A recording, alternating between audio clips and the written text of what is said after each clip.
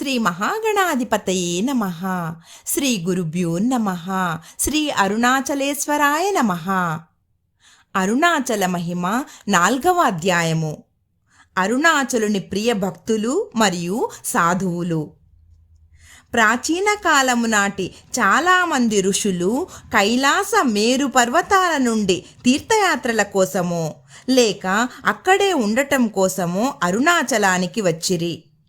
ఈ ఋషులలో పులస్త్య, వశిష్ఠ, మరీచి, అగస్త్య, దధీచి, నాగన, భృగు, అత్రి, జాబాల, జైమిని, జమదగ్ని, భరత, పిప్పళ, కాశ్యప, కుముద, వర్ష, విభాండగ, వ్యాస, మాండవ్య, మతంగ, కుక్షి, మాండకర్ణి, చాండిల్య, మధుశ్చందస్, గార్గేయ, ఆపస్తంభవ, రోమస, భార్గవ, భరద్వాజ, శ్వేతకేతు, కౌండిన్య, పుండరీక, వాల్మీకి, నారద, వహ్ని, బోధాయన, మృకంద, దుర్వాస, కాంక్వార్య, దేవదత్త, సుశ్రుత, మిశ్రావసు, సుమంత, మౌంగల్య, ఋష్యశృంగ, ఏకపాద, క్రౌంచ, గోముఖ, అంగీరస, పతంజలి, సనత్కుమార,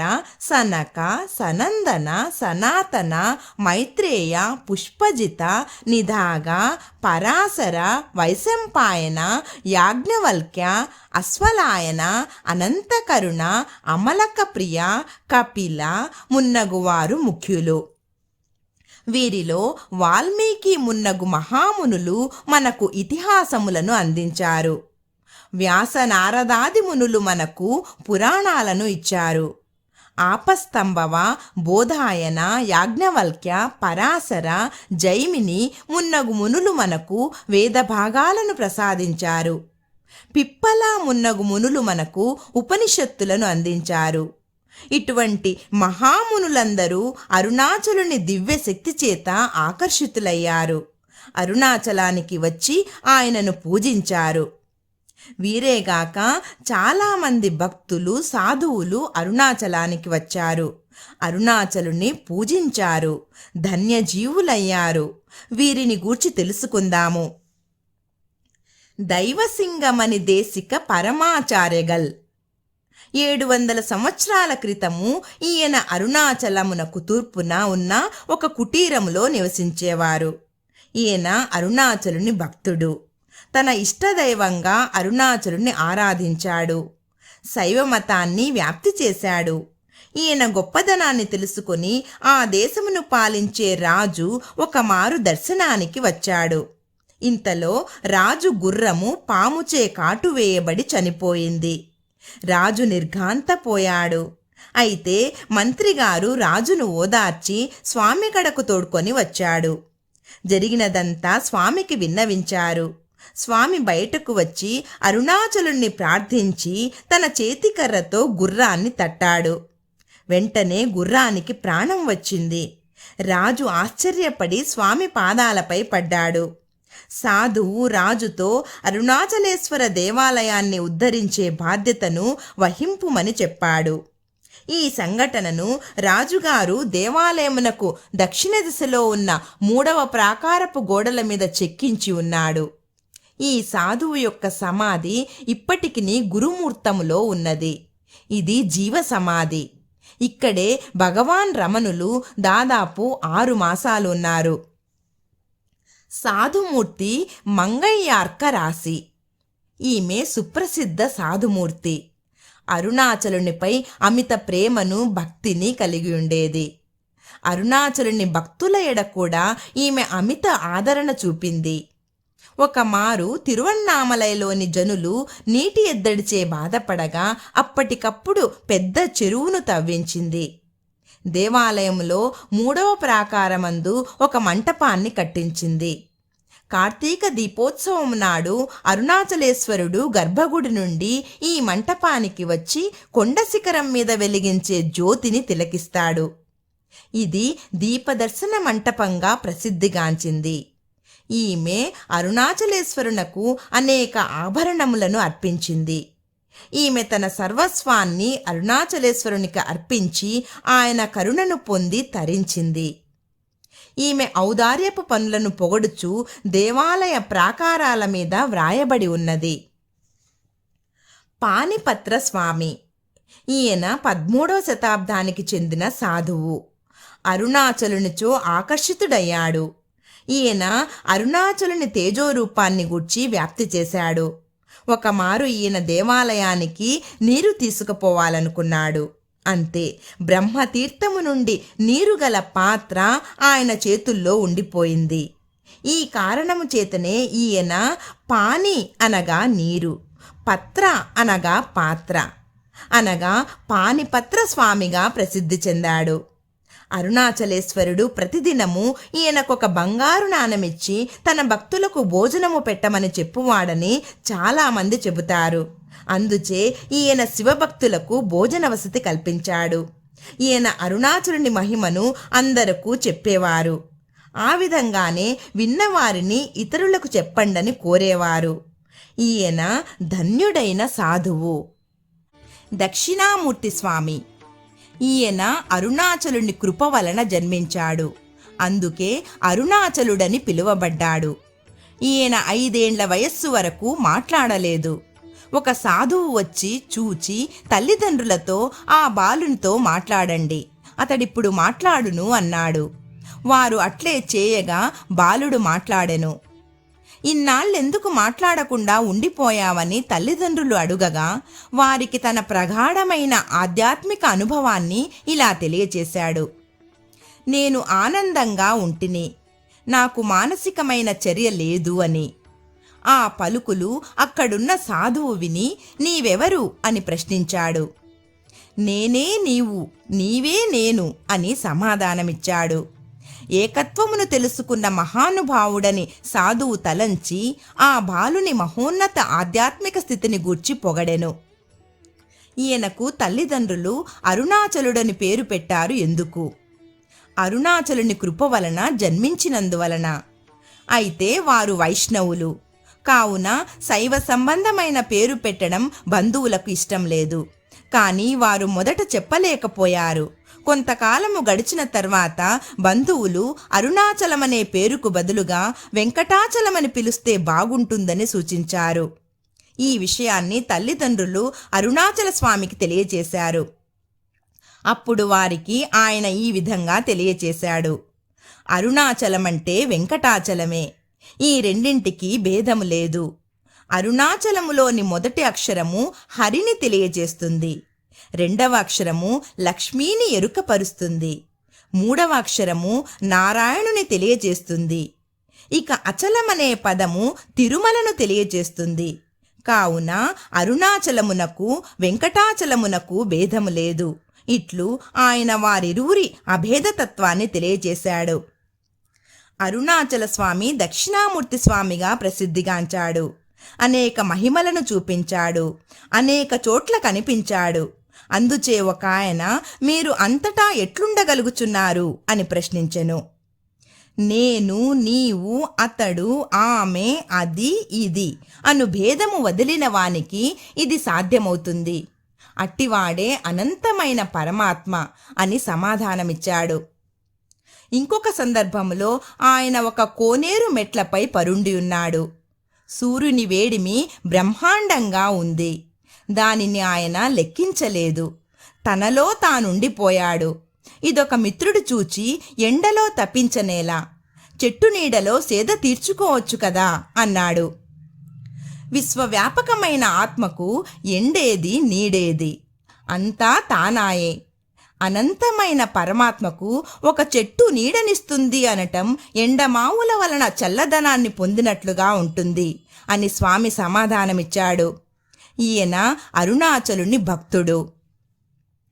ఈశాన్య జ్ఞానదేశికర్ ఈయన వేలూరులోని వెల్లాల తెగకు చెందినవాడు.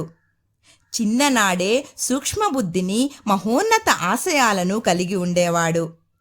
పవిత్ర శివక్షేత్రాలను దర్శిస్తూ చివరకు తిరువన్నామలైకి వచ్చాడు. అందలి ఈశాన్యలింగ సమీపంలో కూర్చొని అరుణాచలుణ్ణి ధ్యానించాడు. జ్ఞానాన్ని పొందాడు. అందుచే ఈశాన్య జ్ఞానదేశికర్గా ప్రసిద్ధిగాంచాడు. ఈయన మొదటి పేరు కడప్ప దేశికర్. ఎవరైనా భక్తులు తనకు కానుకలిస్తే వాటిని అరుణాచలేశ్వరునకు సమర్పించేవాడు. ఈయన వద్ద 2 పెద్ద పులులు వచ్చి ఎప్పుడూ కూర్చొని ఉండేవి. భక్తులు తనని చూడటానికి వస్తే వాటిని సమీపమందలి అడవిలోకి పొమ్మని చెప్పేవారు. ఆయన జీవసమాధి ఇప్పటికినీ అక్కడున్నది. దానిపై దేవాలయము నిర్మింపబడినది. నిత్యము వేదోక్తంగా పూజలు జరుగును. అమ్మని అమ్మయ్యార్. ఈమె అరుణాచలుని పిలుపు మేరకు తిరువన్నామలైకి వచ్చి ఒక మఠములో ఉండిపోయింది. అరుణాచలుని కృపచేత గొప్ప మహిమను సంపాదించింది. ఈమె అరుణాచలుని స్మరిస్తూ విభూతితో పెద్ద పెద్ద రోగాలను నయం చేసేది.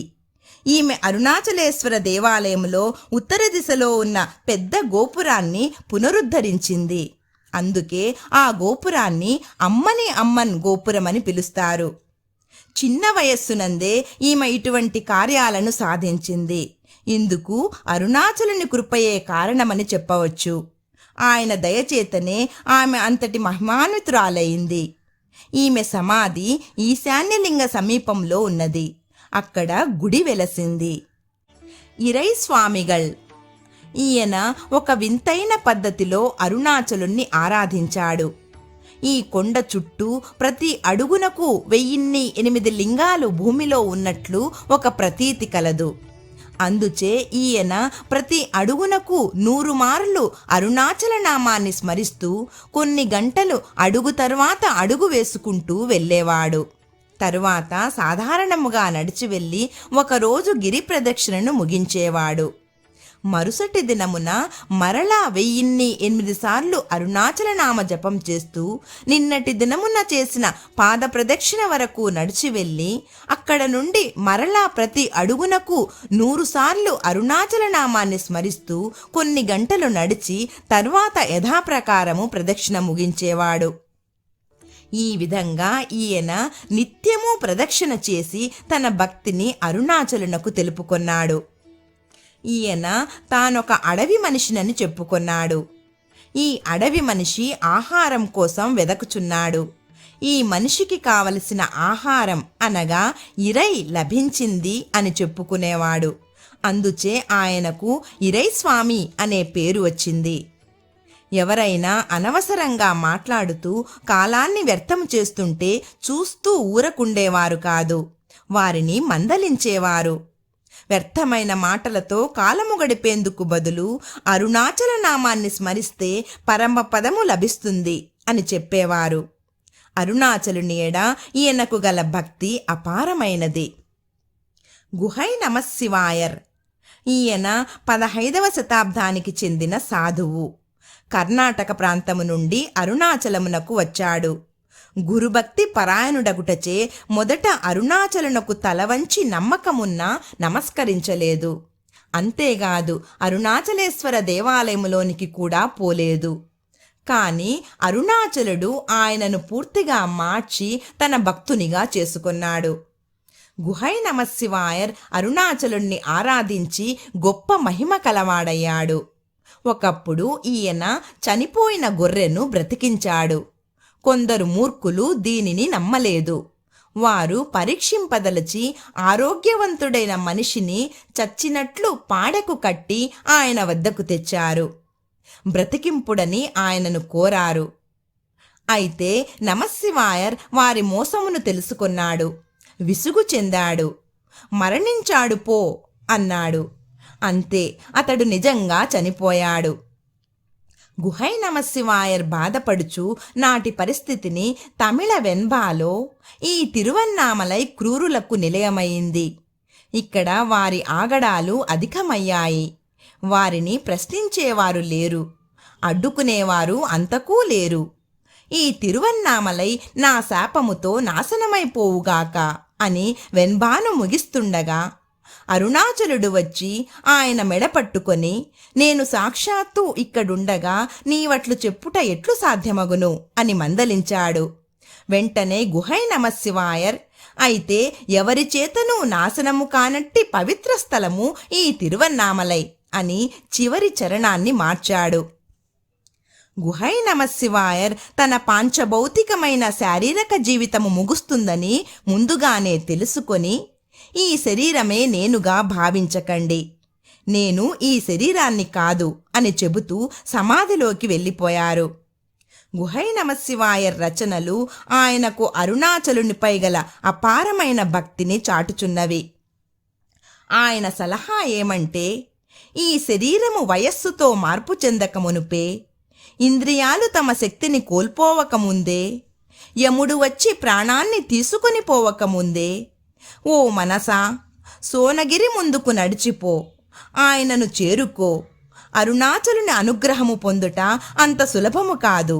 ఎందుకంటే దేవతలైన బ్రహ్మ విష్ణువులు సైతము ఆయన నిజస్వరూపాన్ని చూడటానికి చాలా కష్టపడ్డారు. అందుచే మనము తీవ్రమైన వాంఛ లేనిదే చూడగలమా అని తన కవితలో ప్రబోధించారు. అరుణాచలుని శరణందుటయే మన జీవిత పరమార్థము అని ఆయన తెలిపియున్నాడు. ఈయనకు 2 సుప్రసిద్ధ శిష్యులుండేవారు. ఒకరు విరూపాక్ష తేవారు, మరొకరు గురు నమశివాయర్. విరూపాక్ష తేవారు గుహై నమశివాయర్ గుహకు కొంచెము పైన నివసించేవాడు. ఈయన యోగాగ్నిచే శరీరాన్ని దహించుకున్నాడు. ఆ బూడిద అక్కడుండేది. దాదాపు 4 శతాబ్దాల తర్వాత భగవాన్ రమణ మహర్షులు ఆ భస్మమును లింగరూపంగా తానే తయారు చేసి చక్కని నిర్మాణాన్ని ఏర్పాటు చేసి ఉన్నారు. విరూపాక్ష గుహయందే భగవాన్ రమణ మహర్షులు చాలా కాలము నివసించి ఉన్నారు. ఇప్పుడు గుహను శ్రీ రమణాశ్రమం వారు చక్కగా పోషిస్తున్నారు. గురు నమశివాయర్. ఈయన గుహై నమశివాయర్ ప్రియ శిష్యుడు. ఈయన తన గురువు వలె అన్నామలై వెన్బాను రాశాడు. అందు అరుణాచలుని మహిమను, ఆయన తనను అనుగ్రహించిన విధమును, ఆయన భక్తులను ప్రేమించిన విధమును చక్కగా వివరించాడు. గురు నమశివాయర్ ఇలా అంటారు: అరుణాచలుడు కరుణామయుడు. ఆయన తన పాదపద్మాలను ఆశ్రయించిన వారి ఆగామి సంచిత ప్రారబ్ధ కర్మలను నాశనము చేసి జనన మరణములనే కాలచక్రము నుండి రక్షిస్తాడు. అరుణాచలుడు తన బిడ్డల అజ్ఞానాంధకారమును తొలగించి తన తేజోరూపాన్ని వారికి ప్రసాదిస్తాడు. ఈ కొండ ముక్తిని ప్రసాదించుటకు భూలోకంలో వెలసిన పరమేశ్వరుని స్వరూపము. అరుణాచలుడు తన భక్తుల హృదయాలలో ఉంటూ వారితో ఆడుకొంటాడు. ఇతర శివక్షేత్రాల కంటే ఈ అరుణాచల క్షేత్రము గొప్ప మహిమ కలది. జనన మరణాలనే భవరోగానికి మందును ఈ గిరి అందిస్తుంది. అరుణాచలుడు తనను నమ్మిన భక్తుల హృదయాంతరాల్లో దూరి ఉండగలడు. భక్తిపూరితమైన మనస్సుతో పూజించే వారిని అరుణాచలుడు కరుణిస్తాడు. కన్న తల్లి కంటే మిన్నగా తన బిడ్డలపై ప్రేమను కురిపించే కరుణా తరంగుడు అరుణాచలుడు. ఈ విధంగా గురు నమశివాయర్ తన రచనలలో అరుణాచలుని ప్రేమతత్వము వివరించాడు. ఈయనకు అరుణాచలుడు మాత్రమే దేవుడు. ఈయన ఇంకా ఈ విధంగా అంటాడు: ఇతర దేవతలపై కవితలు వ్రాసిన కవులందరూ మరలా జన్మించినట్లు మనము వింటున్నాము. అయితే అరుణాచలుని గూర్చి వ్రాసినవారు, పాడినవారు జనన మరణాలనే కాలచక్రంలో చిక్కుకొన్నట్లు విని ఉండలేదు. అంతేకాక ఆయన మనలను ఈ విధంగా ప్రశ్నిస్తాడు: ఇతర దేవతలను పూజించడం దేనికి? ఇక్కడ ముక్తినిచ్చుటకు శాశ్వతుడైన ప్రేమ స్వరూపుడైన అరుణాచలుడు సిద్ధంగా ఉన్నాడు కదా అని. అరుణాచలము కేవలము కొండయని భావించే వారికి ఇందు మూలంగా గురు నమశివాయర్ కనువిప్పు కలిగించాడు. గురు నమశివాయర్ అరుణాచలుని అనుగ్రహమునకు పాత్రుడైన పుణ్యజీవి. వీర వైరాగ్యమూర్తి స్వామి. ఈయన తిరువన్నామలైకి సమీపమందలి సీనాండల్ అనే పల్లెటూరులో మఠాన్ని స్థాపించి ఉండేవారు. అక్కడే నిరంతరం అరుణాచలుని ధ్యానంలో మునిగి ఉండేవాడు. అరుణాచలుని కృపకు పాత్రుడై ఎన్నో సిద్ధులను పొందాడు. ఒకమారు తిరువన్నామలైలో జరిగే కార్తీక దీపోత్సవము నాడు ముస్లిం రాజు గోవును వధించాడు. స్వామి దీనిని చూచి సహించలేకపోయాడు. తన తపోమహిమచే దానికి ప్రాణం పోసి బ్రతికించాడు. దీనికి చిహ్నంగా ఆయన పచ్చికను మేసే రాతి నందిని అక్కడ ఏర్పాటు చేయించి ఉన్నాడు. ముస్లిం రాజు ఈ అద్భుతమును వేనోళ్ల పొగిడెను. అంతేగాక అరుణాచలుని మహిమను అనేక విధాలుగా ప్రస్తుతించెను. తనకు గల అద్భుత శక్తులను చూపుటకు మండే ఎర్రని ఇనుప పాదరక్షలను ధరించి తిరువన్నామలైకి వచ్చేవాడు. ఇలా ధరించడం దృఢమైన వైరాగ్యానికి గుర్తు. అందుకే ఈయనను వీర వైరాగ్యమూర్తి స్వామి అని పిలిచేవారు. ఈయన అరుణాచలుని అనుగ్రహము చేత గొప్ప సిద్ధులను పొంది తరించాడు. పళని స్వామి ఈయన ప్రాపంచిక విషయ సుఖాలపై విరక్తి చెంది అరుణాచలానికి వచ్చాడు. అరుణాచలేశ్వరునికి ఊడిగము చేశాడు. దేవాలయాన్ని శుభ్రంగా ఉంచడం, పూదోటలను పెంచడం ఇత్యాది పనుల ద్వారా అరుణాచలుని సేవించాడు. ఆయన టౌనులోని ధనికుల నుండి డబ్బు సేకరించి అరుణాచల భక్తులకు అన్న వస్త్రాదులు సమకూర్చేవాడు. ఈయనే భగవాన్ రమణులకు అరుణాచలంలో మొదటి భిక్షను అందించిన పుణ్యాత్ముడు. అరుణగిరినాథర్ ఈయన మురగన్ భక్తుడు. బాల్యమందే తల్లిదండ్రులు గతించారు. అందుచే తిరువన్నామలైలో నివసించే సోదరి వద్దకు వచ్చాడు. అక్కడ ఆయన భోగలాలసుడై జీవించారు. సోదరి అతని ప్రవర్తనను తెలుసుకొని నిందించింది. అందుకు అరుణగిరినాథర్ మిక్కిలి బాధపడి అరుణాచలేశ్వర దేవాలయమందలి వల్లాల మహారాజ గోపురమునెక్కి ఆత్మహత్య చేసుకొనుటకు యత్నించాడు. ఇంతలో ప్రభువైన మురగన్ వచ్చి అతని ప్రయత్నమును అడ్డగించి జ్ఞానాన్ని ప్రసాదించాడు. నాటి నుండి పరమాత్మ తత్వమును ధ్యానించి మహోన్నతుడయ్యాడు. దక్షిణాది ఎందుగల సుబ్రహ్మణ్య స్వామి దేవాలయాలన్నింటినీ దర్శించాడు. సిలోనుకు వెళ్ళి అచ్చటగల వైష్ణవ విల్లిపుత్తూరు ఆల్వారును వేదాంత చర్చలో ఓడించాడు. నాటి పాలకుడైన ప్రబుధ దేవరాయలను మెప్పించి జైన మతము నుండి శైవ మతములోనికి మార్చాడు. ఇది సంబంధన్కు నచ్చలేదు. అందుచేత అరుణగిరినాథర్ను కష్టాల పాలు చేయాలనుకున్నాడు. రాజుని పురుకొల్పి అరుణగిరినాథర్ను పారిజాత పుష్పాన్ని తెమ్మని ఆజ్ఞాపింపచేశాడు. అరుణగిరినాథర్ తన శరీరాన్ని వదలి చిలుక రూపమును ధరించి పారిజాత పుష్పమును తెచ్చుటకు స్వర్గానికి ఎగిరిపోయాడు. ఆయన వెనుతిరిగి వచ్చు సమయాన అరుణగిరినాథర్ శరీరాన్ని రాజాజ్ఞచే సంబంధన్ కాల్చివేశాడు. కాని అరుణగిరినాథర్ పారిజాత పరిమళాన్ని వాసన చూచి చిలుకగానే ఉండిపోతాడు.